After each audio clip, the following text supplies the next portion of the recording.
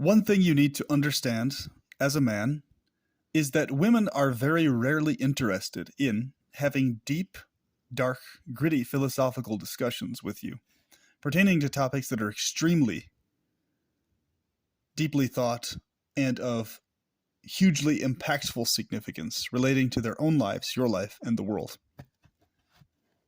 Specifically, and especially so, within the fold of dating women, within the fold of women who are in a relationship with you romantically, or just casually hanging out with you romantically. When women are hanging out with you and wanting to experience a romantic experience, they're interested in having fun, not in thinking about really deep philosophical things. Because deep philosophical things always lead down very dark rabbit holes, because reality is very dark. Reality is extremely vile and horrific and torturous. This reality as well as those beyond it.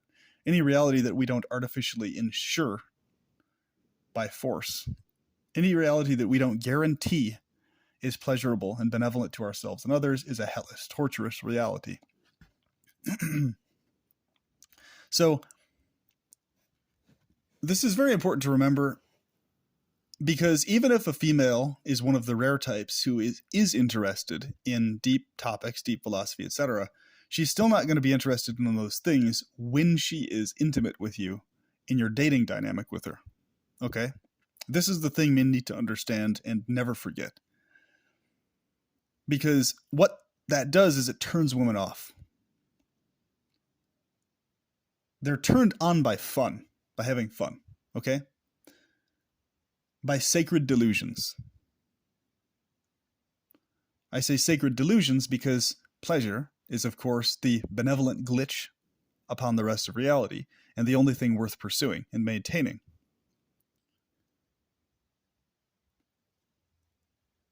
So what we consider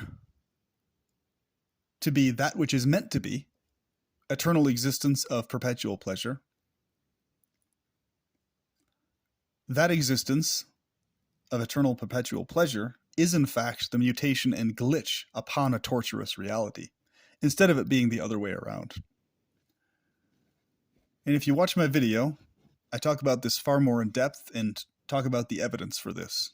The video called Perpetuation of Pleasure is Eternal Rebellion Against the Evil God / evil goddess / evil it / evil thing at the root of reality, whatever term you want to use.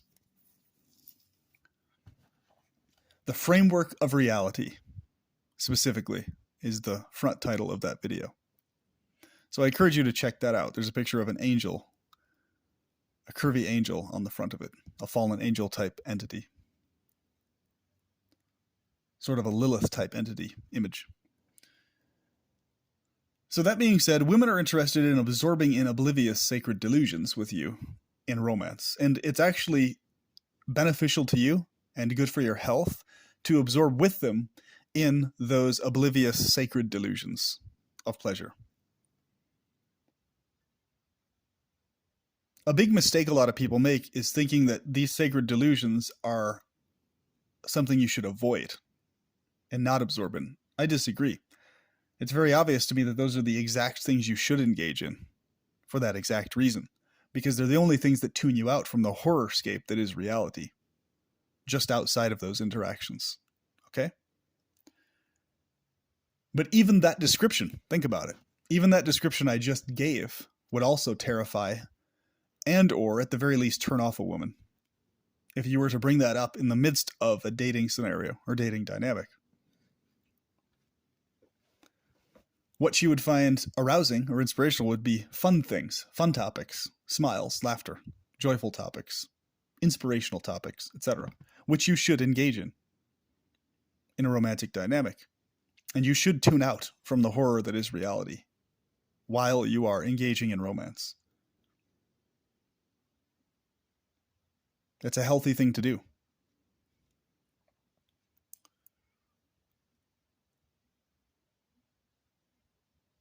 So this is very important, especially for guys who would classify themselves as cerebral cells, like we talked about in the previous video. where basically he's a guy who can otherwise be successful with women, romantically, dating wise, etc. He's just overthinking everything all the time, and that's what's fucking him over. It's shooting himself in the foot, basically.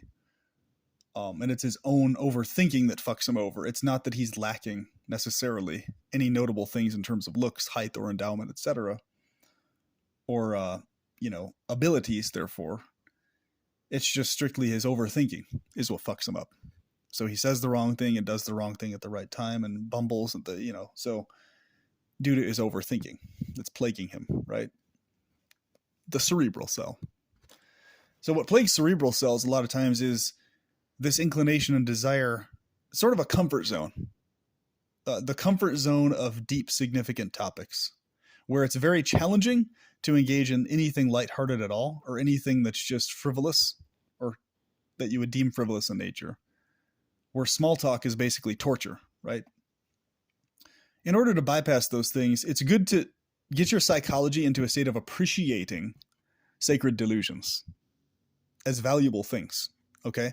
Instead of having an aversion to unicorn fart playland psychologies, you should relish those psychologies for the value that they have in terms of providing you with a containment bubble of obliviousness to what is actually going on in reality. They provide you with some relief, at least temporarily.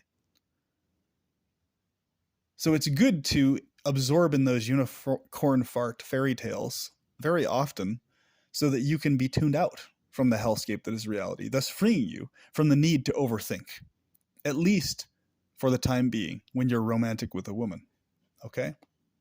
Unicorn fart playlands are healthy things to absorb in when you are being romantic with a female. Very healthy.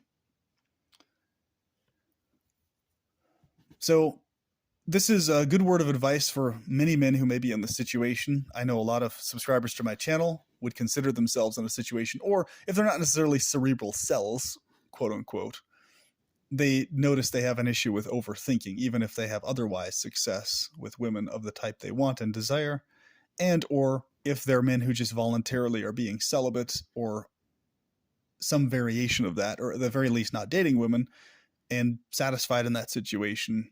This also can help you in your interactions with women out and about, and your female relatives also, including platonic interactions with women. It extends to that as well. So that's what I've noticed. I've noticed that even the women who I've dated who do like going into deep philosophical stuff, well, so far I've only dated one female who was actually really interested in that. She was the first girl I actually dated at length, notably. And what I noticed was even then, it was basically like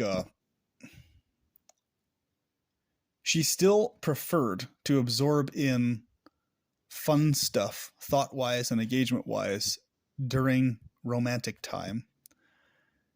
And the discussions that had to do with really deep things, philosophical ones, were relegated to specific like time frames, time and place stuff.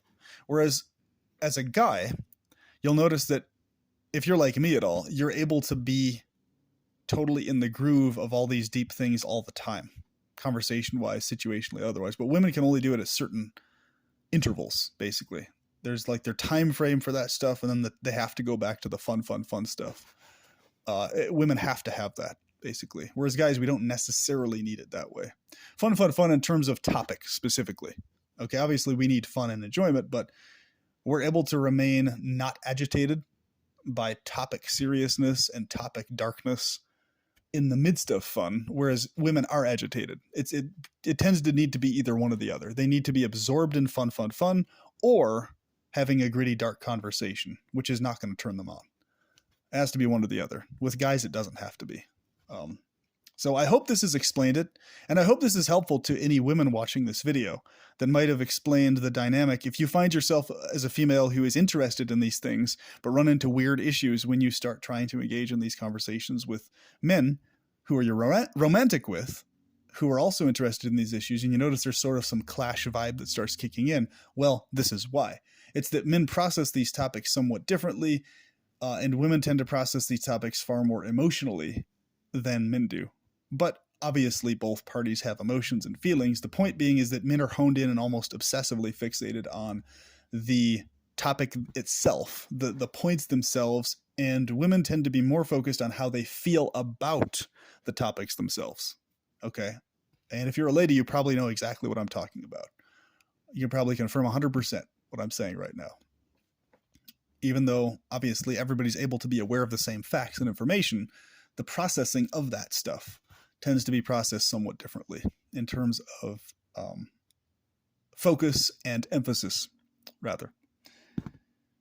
And this explains a lot, actually, in terms of these weird dynamics between men and women when it comes to these things. Because usually, from what I've seen, if I just don't ever engage in barely ever, unless I'm specifically asked, and then even then I'm very brief about it, is if I don't specifically engage in some really deep philosophical thing with a female that I'm interacting with, it always goes better. If I just focus on lighthearted, super basic, super simple stuff, super easy to understand stuff, just fun, hanging out, la-di-da-di-da stuff, then things go just smooth with women. No issues. But as soon as I bring in anything to do with deep stuff like that, stuff just starts falling apart. And in fact, the reason I know this firsthand is that is exactly the reason. That's the only reason I had issues with women, or I had issues not with women, but issues being successful long-term romantically with women, or getting beyond just a few dates, was because I automatically always went into those deep philosophical things. So when I was asked, hey, what are you interested in? Well, I would actually tell them what I'm interested in. Bad mistake. You don't want to elaborate or go in depth on what you're actually interested in. When a woman asks you what you're interested in, you want to keep it very brief, because what she's looking for is,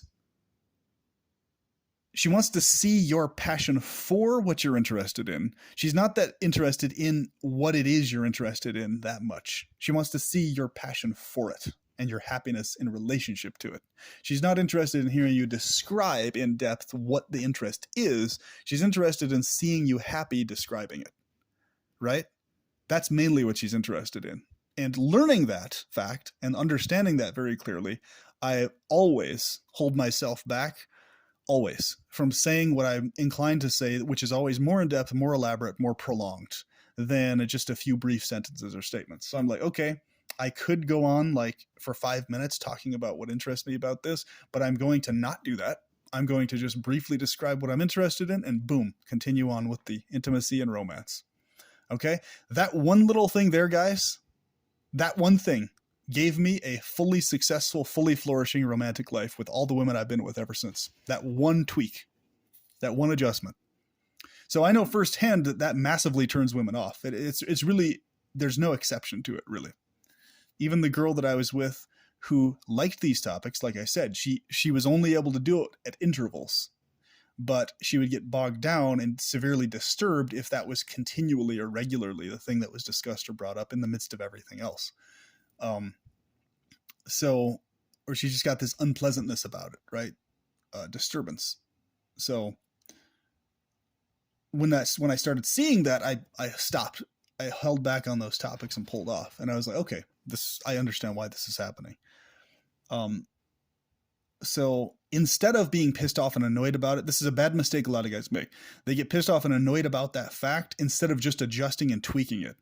Being like, okay, I want to ensure I have healthy romantic sexual dynamics with this woman. So because that is worth it to me, I'm going to make this little adjustment and tweak, versus, I want to go really deep all the time and be involved in this deep thinking stuff. And if she's not, I don't want to be with someone who's not interested in these things.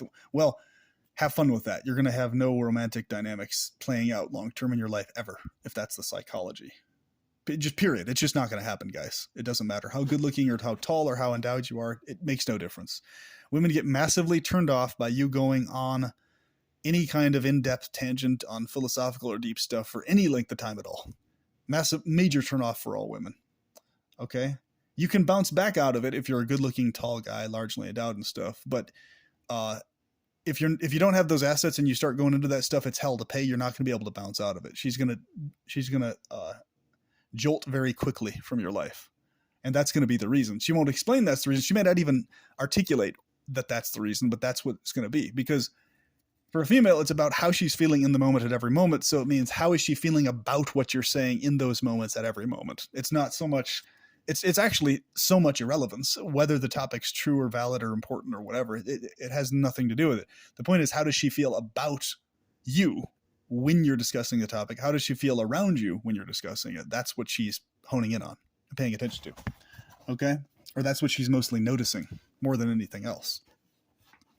Whereas guys, with us, it's like the topics themselves are the passion. They are the focus, and it's not how we're necessarily feeling about the topic or not. It's that the topic in and of itself is what interests us, right? Or the specific subject matter itself is what interests us. And obviously we feel things about the subject matter, but you get what I'm saying, right? So if I'm sitting next to you as a dude and you're like starting to go into like a really deep thing about a deep subject, philosophy, right? It's the most common one. Or if you're talking about the darkness of reality or whatever, I'm going to be able to process what you're saying to me according to what you're saying to me and the questions you're asking me as the questions.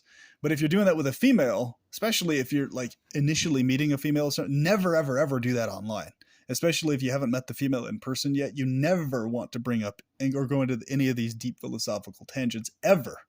Especially if you've not met the woman in person yet or gone on your first date yet. Especially that's a big no-no, because she's going to process those as assaults, as attacks, because she's going to feel uncomfortable being asked those things, even if they're just basic questions about what her views are, what her philosophy is, ideas, how much interested she is in that. She's going to emotionally process those things as assaulting questions, even though they're not. Okay. Whereas if you talk to a guy, they're not going to be processed that way. He's going to process the question itself. So if you ask him, okay, why do you have this specific belief or view? Right. When you first meet him, he's going to be able to, he's asking me, why do I have this specific belief or view? He's not going to be attaching an emotional, why are you asking me that? Oh, that annoys me that you're asking, what the fuck? But a woman is going to attach an emotional feeling or sensation to that kind of a question. If it's a dating app thing, especially like nowadays. So if you right off the bat, you just start asking them, why do you have these specific beliefs or whatever, these specific views? She's going to feel attacked. Whereas if you ask that to a guy, he's not going to feel attacked. He's just going to be like, oh, he's just asking me a question. Whereas the woman's going to be like, I don't feel comfortable about this question or with this question. Ooh. And she's going to be turned off. And her feeling turned off, irregardless of the topic or whatever else that she may agree with you on, because she feels turned off, she's not going to want to talk to you further or interact with you or even meet you. You see? So it's a totally different way that she's processing those things than a guy would be processing them, right? So, and what's interesting about this is something I think is noteworthy. Even within the realm of homosexual and bisexual men, if you do stuff like that, they still actually, because they're men, because their brains work as male brains, biologically and otherwise, they're not necessarily going to take offense to it or be bothered. They're going to process your question for what it is, and they're not going to lose attraction to you, right? This is very interesting, actually. Something to take note of. And this is actually something that's very intriguing and interesting to me about the transgender dynamic with trans women and stuff like that, is that because trans women, quite often, they understand what it's like to have a male biology and brain chemistry, because they're living in one, even though their identity is different from that. They can actually process what you're saying, like in those types of contexts, as a man would process them and not be bothered or disturbed the way a biological woman necessarily would. Okay. I think this is a major factor in the trend of a lot of guys who are otherwise only willing to date biological women, shifting into being open to or actively dating trans women, because they notice that there's this element of relatability that trans women have to them as a man that is really a turn on. Actually, it's really arousing to have someone be able to be asked things and talk to you and understand things from the perspective of the topic itself versus how do they feel about the topic, or how do they feel about you in relationship to the topic, right? I think this is the main reason why. It's these emotional relatability factors that are going on as to why men are enjoying being open to and actively pursuing dating and being with trans women. those who identify as women and live as such, but who do not start off as biological women in terms of their, internal brain chemistry and physiological structure, etc. So it's just an interesting anecdote, an interesting trend, and I'd like to hear all your comments and your thoughts below on this video, what you think about it, whether you're a guy or a girl or a transgendered person, either trans women, trans men, whoever. And yeah, let me know what you think. Hopefully this helps your interactive dynamics with others, and I will talk to you soon. Have a good one.